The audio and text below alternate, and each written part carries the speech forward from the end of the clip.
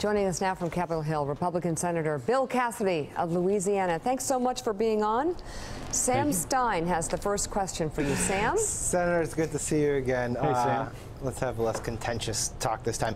You can do it. I know you're going to the White. I know you've gone to the White House. You're pushing your health care plan. In the interim, as this whole thing progresses, what we've seen from the president are no longer thinly veiled threats, but open threats to undermine Obamacare, to let it fail, as is his wording. Would you advise him to do that, to not, for instance, pay these cost-sharing revenue reduction payments or things like that? Or would you encourage him to keep Obamacare in place for the time being so that your plan can be passed and implemented? A couple things, Sam. By the way, a guy at church loved our exchange last week, so it was fun. Good.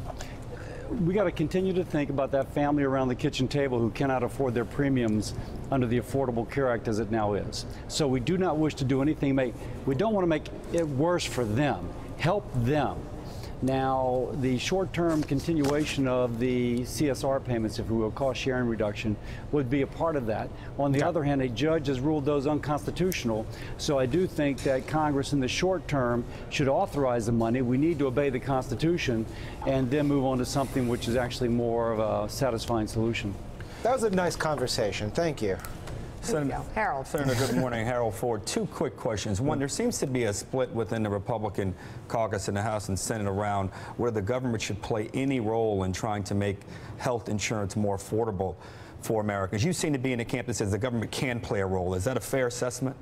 Well, I'm not sure your first statement is entirely true. Mark Meadows, who is the head of the Freedom Caucus, said something along the lines when being accused that we're going to cut taxes, we're going to cut benefits to help the wealthy, said, listen, he does not favor giving money back to the wealthy and taking health care from the poor. Now, implicit in that, inherent in that, is that there is some role to help lower income Americans afford insurance. So I think there's kind of a general agreement on that. The difference is whether or not Washington, D.C. should have the power or whether states and the patient should have the power.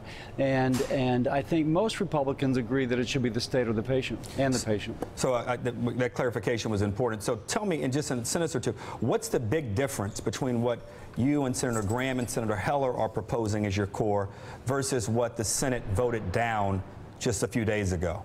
I think ours is more the Graham Cassidy Heller amendment, if you will, very similar in my mind to the Cassidy Collins plan, gives a flexible block grant to states. It allows the governor to use those dollars in a malleable way to make sure that as many people as possible have affordable health care. Now, that's not that far different from what was offered on the Senate floor. In fact, the way it was being set up, we would vote on the so-called skinny package, go to conference, Graham Cassidy Heller would then be overlaid into conference and come back out and give us a vote. So in my mind, it was being set up to that end.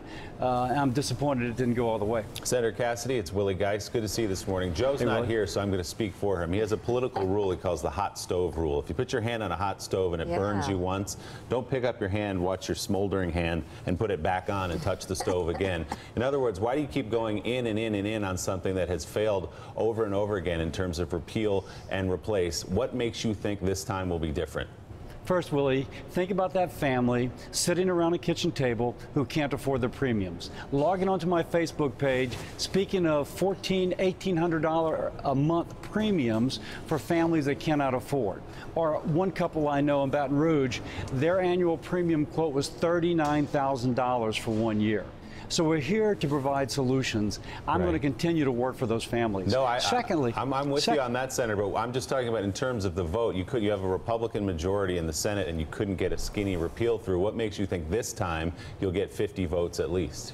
So the meeting we had last night at the White House with the governors, we obviously need fresh perspective and we need fresh momentum, and it has to come from outside Washington, D.C. and ideally overcomes the partisan divide. Now, probably governors of different parties are closer together than senators of different parties. So if you go listen to the governors, what would work for your state, maybe for other states, you take that input, hopefully that is something that would appeal to governors across the nation. They would give the momentum, again, overcoming partisan divide.